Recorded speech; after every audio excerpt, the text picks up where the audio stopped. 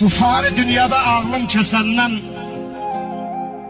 neçə cür dəyişdi zamanə gördüm. Nahaqqın dalınla qaçanları mən zaman dəyişdiysə divanə gördüm.